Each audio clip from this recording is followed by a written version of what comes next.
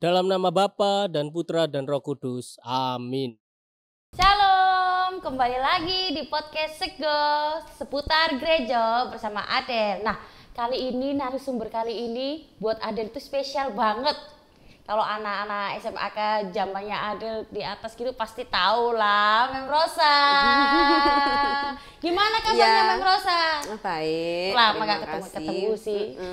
Jadi kayak apa? Reuni gini ya Mem ya? Iya Del. Kalau nggak salah Mem Rosa itu wali kelasku kok dulu. Iya. Kelas 2. Aduh, lupa Del. Mungkin tahun-tahun zaman bahula gitu Mem. Gimana kabarnya Mem Rosa? Baik, puji Tuhan sampai sekarang sehat. Oh, puji Tuhan. Terus Mem Rosa, Iya. kalau saya yang kenal doang kan nggak enak. Mungkin yang lainnya belum tahu Mem Rosa Iya. ini gimana. Bisa perkenalan dulu Mem? Iya, oke. Saya nama lengkapnya Rosalia Endang Sulistiana, seorang pendidik. Salah satu anak didik saya dulu itu adalah Adel, ya. Tinggal di Krian sampai sekarang, profesi masih tetap sebagai pendidik. Itu cukup? Cukup. Oke. Awet muda ya Mem Rosa ya? Aduh, Dari puji dulu Tuhan. sampai sekarang nggak berubah wajahnya. Soalnya serius. kumpulannya anak ABG. Oh iya bener, jadi jiwanya muda kembali. Iya betul, nggak terasa kalau sudah tua. Tiba-tiba langsung kerja berat dikit, aduh kok capek, kok capek, sudah mulai. Hanya chasing aja yang muda. Mem Rosa sekarang sibuk apa Mem? Ya karena pendidik ya tetap mendidik. Ngajar ya, ya, Mem, ya? ngajar. Kebetulan ngajarnya sekarang di Sidoarjo dan itu full day, jadi ya pulangnya sore-sore. Terasa ya, Mem, ya? Betul, iya. Terasa banget kalau sudah pulang itu udah mandi, udah langsung loyo-yo. Apalagi jaraknya juga sini ke Sidoarjo ya lumayan. Ya Mem. lumayan. iya, Kalau dulu kan betul. tinggal dekat sini. Iya deket. Terus iya. kalau di gereja ini sibuknya apa? Kalau di Kalau Mem Rosa gereja, sebagai apa gitu di gitu ya. pelayanannya? Kalau di gereja saya aktif di WKRI sekarang ini. WKRI. Ya, kalau dulu sempat itu jadi waktu muda ya, flashback ya. Oke. Nah, waktu masih muda kayak kamu gini, pernah juga masuk di ini lektris. Nah, iya. kemudian Mudika, kalau zaman dulu Mudika ya. Aktif juga sama saya juga ini kadang-kadang bantu merangkai bunga, itu pernah, sehingga ya dari sekedar coba-coba akhirnya ya lumayan bisalah sedikit ya buat pengalaman. Setelah itu WKRI dan sekarang jadi di sesi pendidikan. Iya. Nggak tahu ini kenapa kok. Karena kan Mem Rosa juga pengalaman di pendidikan kan udah lama banget Mem. Iya sih, nggak terasa ya. Nggak terasa banget betul. Sekarang ternyata anak didik saya sekarang sudah banyak yang sukses. Dan malah kalau dibilang saya ini sekarang sudah jadi nini. Karena banyak enggak lah Mem. banyak yang sudah punya kita yang anak. muda Iya. gitu. Ini di balik layar ini muridnya Mem Rosa semua ini. Iya, ada Sela, ada Dimas. Ya. Terus ini kalau di gereja sebagai pendidikan itu apa Mem? Komisi pendidikan atau Iya. gimana gitu? Ini kalau di gereja itu seksi ya, bisa saya Seksi katakan seksi pendidikan pendidikan itu di bawah naungan kerasulan khusus ya. Nah, dalam kerasulan khusus itu ada seksi panggilan misioner ya, misionaris, kemudian seksi pendidikan sama Komsos. Nah, di dalam seksi pendidikan di sini saya sebenarnya berpartner dengan Bu Rosa Tanti Erlina. Ini mestinya sama Bu Rosa Tanti Erlina ini biar tambah Bu Rosa rame. dan Bu Rosa dong. Double Rosa. Iya, double Rosa. Iya, cuma kalau di sini saya kan mungkin banyak orang yang bingung ya, Mem Rosanya kok banyak, Bu Rosanya kok banyak. Nah, saya punya panggilan spesial yaitu dari ibu-ibu WKRI, Rosa Beni. Iya, jadi pantesan kadang saya juga bingung anak-anak bilang sama Mem Rosa. Bentar, Mem Rosa yang mana gitu. Nah, iya. Yang dulu di SMAK apa yang di sini SD Iya. gitu. Jadi saya panggilannya Rosa Beni, kemudian kalau Bu partner saya, Bu Rosa Tanti Erlina, panggilannya Rosa Tanti. Oh, Ya, biar tidak gitu. bingung orang-orang, kita semua. Terus ya. di seksi pendidikan ini ngapain aja sih, Mem? Maksudnya kalau kayak Komsos gini kan, Iya. mereka kayak di YouTube, di apa memperkenalkan gereja di dunia maya juga gitu lewat online gitu. Kalau di pendidikan ini gimana, Iya. Mem? Kan banyak orang yang mungkin awam ya, taunya cuman bidangnya kayak ada Putra Altar, taunya gitu. Terus ada Komsos, terus ada yang lain-lain gitu. Kalau Iya. pendidikan kan kayak agak-agak awam, apa sih seksi pendidikan itu ngapain gitu loh, Mem. Iya, oke. Kalau seksi pendidikan, dari kata pendidikannya saja kan kita sudah tahu, oh itu pasti lingkupnya ya seputaran pendidikan. Iya, memang betul. Lingkupnya itu sekitar pendidikan. Cuman di sini kami untuk yang di paroki Santa Monica, karena juga termasuk baru ya. Nah, saya sama Bu Rosa Tanti bekerja sama menyusun program. Nah, program kami ini nggak muluk-muluk, sederhana saja.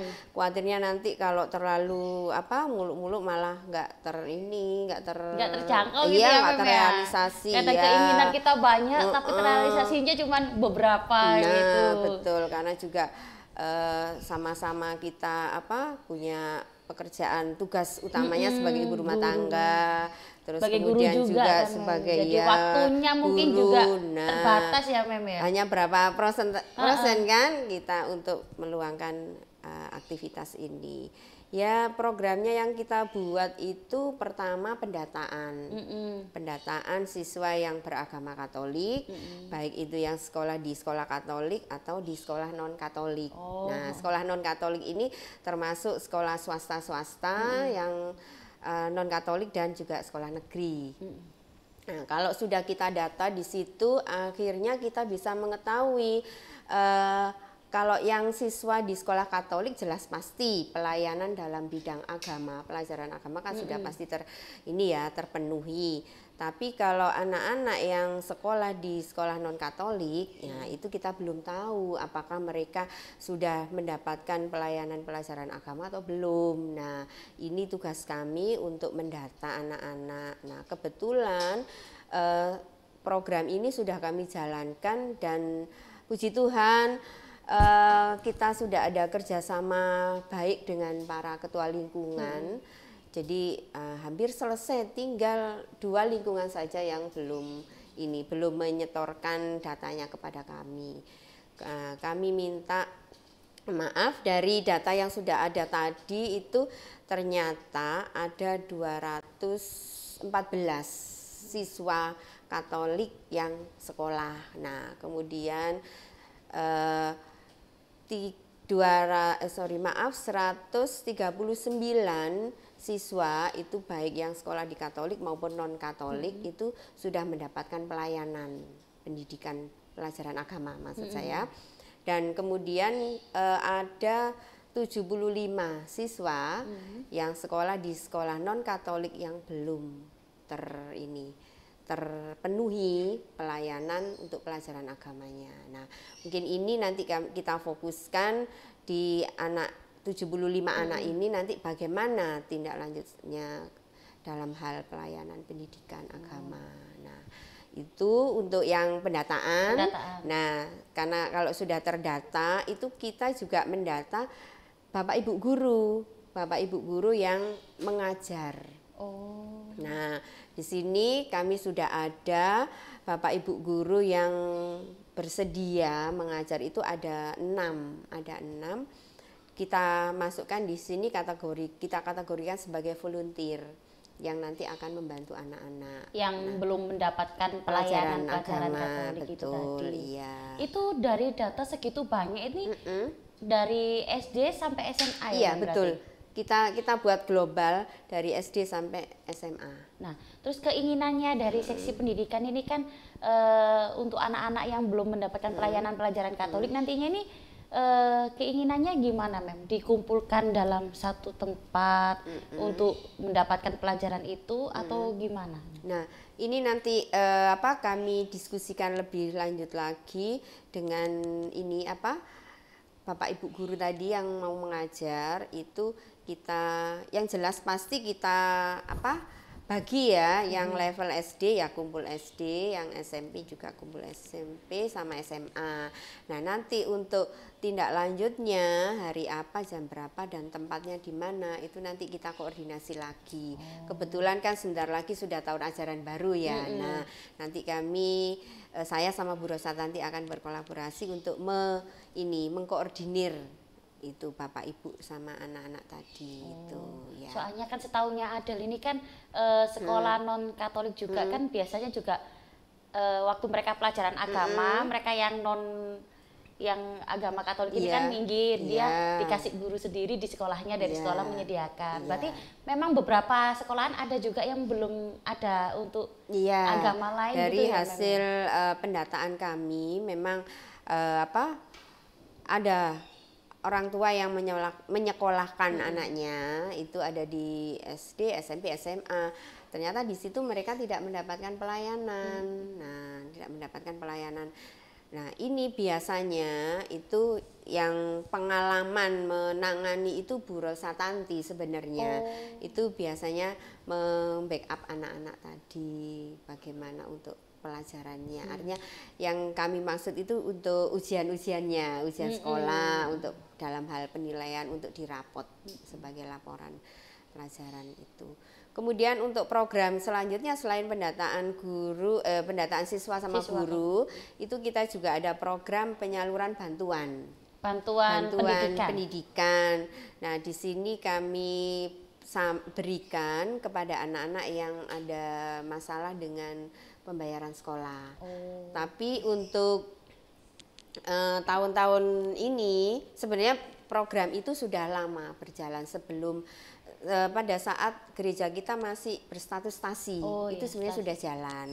Nah, sampai sekarang itu tapi program pemberian bantuan ini kita masih berikan kepada anak-anak yang sekolah di sekolah Katolik. Untuk anak-anak yang sekolah di luar Katolik belum terjangkau karena karena dana yang kita miliki masih belum memungkinkan untuk merangkul semuanya itu. Ya, mungkin karena keterbatasan dana yang kita salurkan kepada anak-anak yang kurang mampu, mungkin dari jemaat gereja atau umat gereja yang tergerak mau menjadi anak asuh, mari silahkan. Orang tua asuh kita welcome banget karena ya memang anak-anak ini sangat membutuhkan bantuan supaya pendidikan mereka tidak ada masalah, supaya bisa tetap berjalan dengan lancar gitu. Nah, keren ini masalah pendidikan. Sebentar, saya mau tanya untuk penyaluran dana ini kan sementara di sekolah Katolik dulu ya kan. Betul. Nah, apakah yang mendapatkan saluran dana ini apakah khusus untuk anak yang mungkin beragama Katolik ataukah yang non Katolik juga dapat? Soalnya kan dari yang saya tahu kan di sekolah Katolik pun nggak semua anak itu Katolik, malah terkadang banyak yang non Katoliknya gitu loh. Gimana memang? Apakah yang anak non Katolik dengan dia istilahnya ada hambatan untuk pembayaran tetap dapat bantuan ataukah bantuan itu khusus untuk yang Katolik aja? Ya, untuk selama ini itu data yang masuk ke kami juga bekerja sama dengan bendahara SDK, SMPK dan SMAK. Itu kita sampaikan ke beliau-beliaunya, kami minta data kira-kira siswa mana, siapa yang perlu dibantu. Nah, jadi data tersebut dari beliau-beliaunya. Nah, dari situ kita kalau untuk siswa yang beragama Katolik atau tidak, tapi kalau anaknya sekolah di situ, nah dan kondisinya tidak memungkinkan dan perlu dibantu, mengapa tidak? Nah, selama itu kita berarti bantuan itu bebas dia mau beragama apa, yang penting masih dia sekolah di sekolah Katolik tersebut, betul, gitu ya Mem. Terus kalau boleh tahu nih Mem, agak sensitif. itu memang ada dana khusus untuk bantuan untuk anak-anak gitu. Iya. Tapi ya mohon maaf sekali lagi anggarannya tidak besar. Nah, jadi kita betul-betul memanfaatkan dengan betul-betul memberikan yang benar-benar membutuhkan dan perlu dibantu itu. Maka dari situ, karena kondisi seperti ini sangat besar harapan saya adalah dari umat juga. Ya dari umat mau sedikit menyisihkan atau mau ya menjadi orang tua asuh untuk anak-anak yang ada di sekolah Katolik supaya mereka kembali lagi bisa sekolah dengan lancar tanpa harus ada hambatan. Terus mengenai itu orang tua asuh gitu ya, seumpama nih ya ada teman-teman muda yang istilahnya dia belum menikah tapi pengen jadi orang tua asuh, itu bisa ya ya? Bisa. Kalau dia memungkinkan maksudnya gitu. Bisa. Terus Kita mungkin dari bapak, ibu atau teman-teman yang pasangan muda nih yang belum memiliki momongan, barangkali bisa nyoba kita ambil anak asuh untuk disekolahkan aja. Nah, kalau jadi orang tua asuh gitu apakah ada syarat-syarat tertentu atau gimana Terus anaknya itu apakah kita disodorin ini loh anak yang butuh terus kamu pilih, atau kita cuman nyumbang dana terus nanti dikelola oleh pendidikan gitu, gimana Untuk orang tua asuh ya. Untuk orang tua asuh untuk ini maksud saya belum terlalu detail untuk pembahasannya, teknisnya gimana, intinya itu silakan. Kita tidak memberi syarat yang aneh-aneh, yang penting keikhlasan dalam menyisihkan sebagian rezekinya untuk anak-anak yang membutuhkan. Jadi tidak harus anak itu stay tinggal di rumahnya yang membiayai tadi, tidak.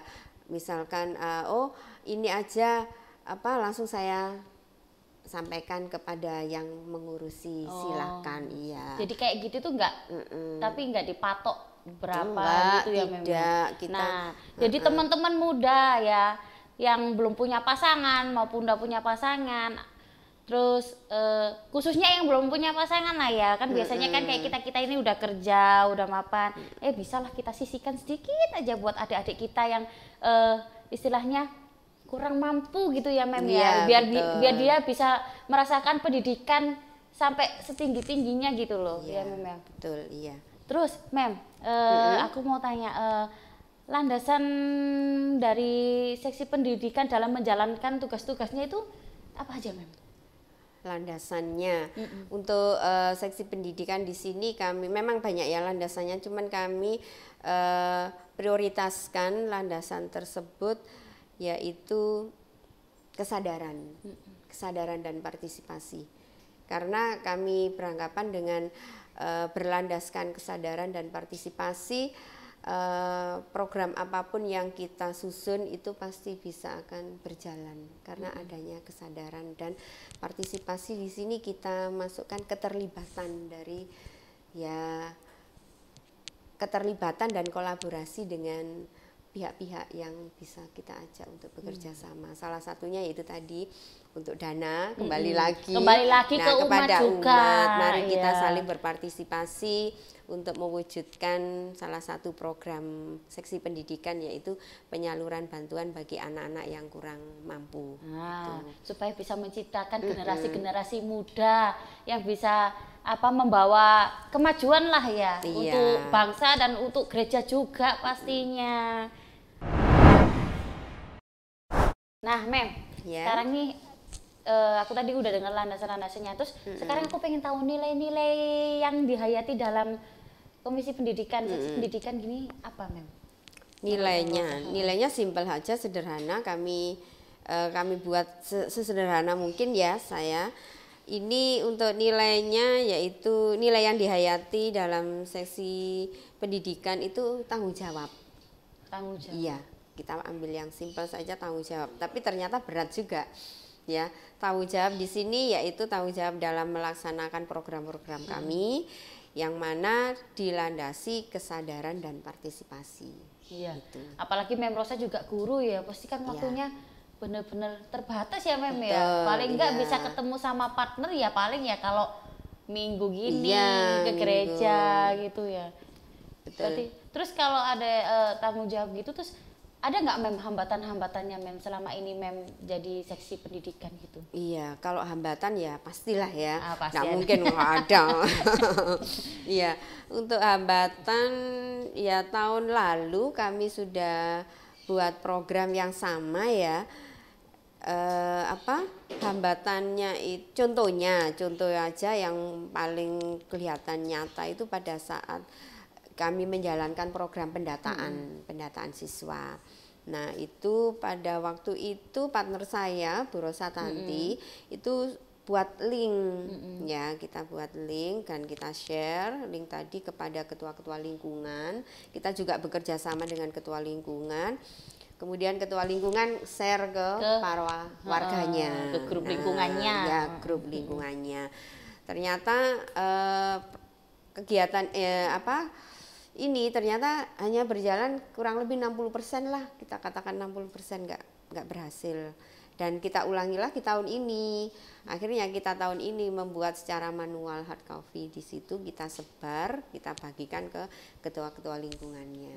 Nah, ternyata puji Tuhan ya memang kita nggak bisa prediksi waktu itu sebulan harus selesai 2 bulan. Iya. Ternyata sampai bulan ini pun Masih kurang. masih ada lingkungan yang belum menyelesaikan, belum mengumpulkan data kepada kami.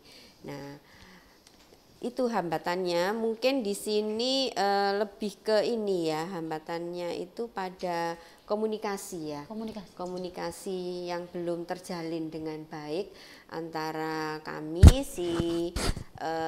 pendidikan juga dengan dengan para ketua lingkungan ya. Itu mungkin itu yang harus kita tingkatkan lagi supaya kita bisa benar-benar kerjasama dengan cepat. Iya, Gitu siapa aja. lagi lingkungannya kita sekarang udah banyak ya Mem ya. Iya betul. Terus mungkin juga kepentok waktu gitu ya Mem ya. Kadang untuk ketua lingkungannya ketemu para orang tua, terus dari orang tuanya juga kadang itu sudah dikasih kelupaan Mem betul, gitu loh. lupa. Terus kalau juga lewat online pun juga kan tidak semua orang tua itu paham gitu loh Mem. Kadang betul, itu nunggu iya. anaknya sing bulet ya. Nah, ya betul sudah, ya. Gitu kan Mem ya. Iya, jadi memang kerjasama. Yang penting di sini yaitu kerjasama. Kalau semua dikerjakan dengan betul-betul dengan tadi ya, kita kembali ke landasan adanya rasa kesadaran, terus partisipasi dan tanggung jawab. Nah, saya rasa semua bisa jalan. Atau Ya. itu Mem seksi pendidikan itu enggak coba mungkin kumpul sama ketua lingkungan gitu supaya berjalan bisa 100% lah Mem setidaknya. Iya, ini yang sampai Soalnya kan sekarang pendataan anak Katolik itu kan juga penting Mem, betul, saya rasa. Soalnya iya. kan kadang itu ya itu loh yang berawasin gitu itu biasanya yang bukan di sekolah non Katolik kan mereka pasti kan butuh nilai agama juga. Nah, aku pernah gitu Mem dapat contoh dari tetanggaku, bukan Katolik sih ya. Jadi dia di sekolahannya nggak dapat pelajaran agamanya dia. Akhirnya dia setiap kalau mau rapotan itu dia ke tempat ibadahnya, dia minta dari tetuanya sana untuk minta nilai doang gitu. Iya. Tapi kan kalau minta nilai doang kan dia nggak dapat ilmu-ilmu dari agama. Iya, gitu loh, betul. Mem. Padahal di sini kalau sejauh pengetahuan saya ya, kalau nilai agama itu sebenarnya tidak hanya didasarkan dari anak itu bisa menjawab dengan baik, tapi juga kita korelasikan dengan sikapnya dia kesehariannya bagaimana, dan yang tahu itu adalah guru yang mengajar.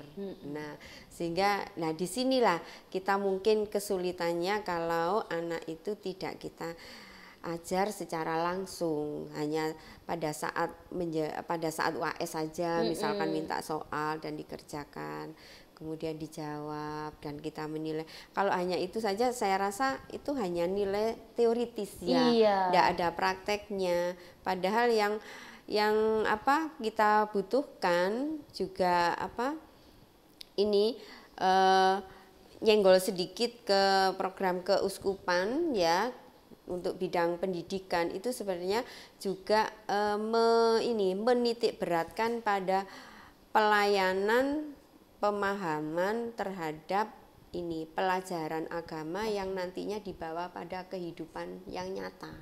Nah, jadi nanti bisa menyangkut perilaku anak tersebut. Ya, anak Katolik itu bagaimana sih seharusnya? Apalagi yang berawal itu kan anak-anak sekolah dasar ya, Mem ya kan dia ada butuh apa ya penanaman namanya? iman sejak dini itu. Butuh tiang kecilnya untuk dibawa dia nanti ke depannya dewasanya gitu loh, Mem. Jadi kan nggak hanya dia taunya kalau agama itu ya ke gereja gitu doang, pulang. Ya. Kita kan juga butuh dia ya itu tadi sosialisasi sama teman-teman juga gitu kan ya. Terus itu Mem, apa ya? Aku mau tanya apa tadi lupa teman-teman. Gara-gara aku tuh terpesona sama Mem Rosa. Ya ampun dari dulu nggak berubah soalnya gitu.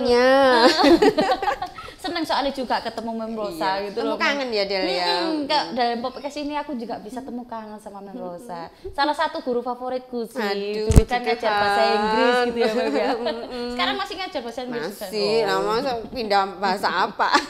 Ya, siapa tahu dari jadi seksi pendidikan juga ngajar agama. Oke, nanti kita pelajari bersama-sama. Oh iya Mem, aku mencolot lagi ke tempat yang tadi Mem. Kelupaan aku soalnya. Untuk guru-guru yang mau meluangkan waktunya ngajar itu Mem. Itu dari guru-guru sekolah Katolik sini sendiri atau gimana Mem?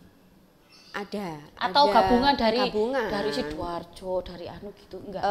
Ini untuk guru-guru yang mengajar itu kita kan ke lingkungan-lingkungan tadi kan kita sebar data ya belangko itu untuk pendataan siswa sama guru. Ya kebetulan ada beberapa lingkungan itu yang warganya ada yang berprofesi sebagai guru agama, ada juga yang bukan guru agama, tapi beliau merelakan mau bisa ya Mem ya. Jadi seumpama kita guru bahasa Indonesia, tapi dirasa aku juga mampu kok ngajari agama, tapi level sekolah dasar lah ya gitu. Bisa ya Mem ya. Bisa dicoba, kenapa enggak? Iya kan? Iya sih keren-keren. Jadi mungkin lingkungan-lingkungan yang belum tahu ada umatnya yang guru terus dia belum tahu kabar ini bisa ngajar juga untuk berminat mengajar juga untuk pendidikan agama Katolik bisa ya Mem ya? Bisa. Langsung ke Mem Rosa? Betul. Bisa juga ke Bu Rosa nanti. Terus satu lagi jangan lupa Bapak Ibu teman-teman tadi kita sudah ngulik yang penting adalah jadi orang tua asuh supaya teman-teman yang adik-adik juga yang niat sekolah banget tapi terhambat oleh dana dia bisa melanjutkan pendidikannya sampai tingkat yang tinggi lah, dia bisa dapat ilmu yang tinggi gitu loh Mem ya. Betul. Terus Mem, sebelum mengakhiri nih Mem, aku minta pesen-pesen Mem Rosa buat para penonton gitu Mem. Oke. Kalau gini kok Sandinnya kayak tua banget ya dia. Oh enggak lah, kan kita juga apa ya memberi pesan-pesan gitu loh. Mungkin dari seksi pendidikan apa sih yang diinginkan, mungkin penonton bisa juga terlibat gitu loh umat-umat itu. Ya. Baik untuk pesan mungkin ya tidak terlalu banyak, tidak terlalu muluk lah. Cuma kita mari bersama-sama kita bekerja sama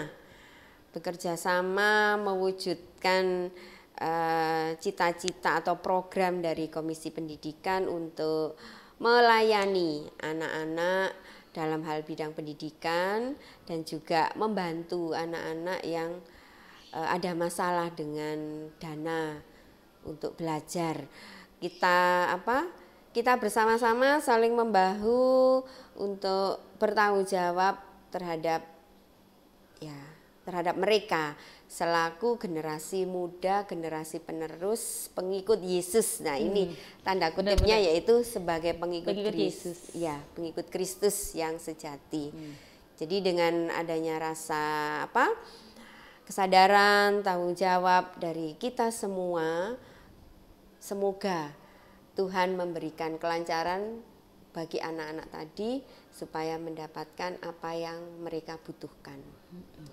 Bukan cita-cita seksi pendidikan aja, Mem. Iya. Cita-citanya juga teman-teman yang pengen sekolah, meraih cita-cita yang mereka inginkan. Betul, kan, Mem, gitu, iya. Mem.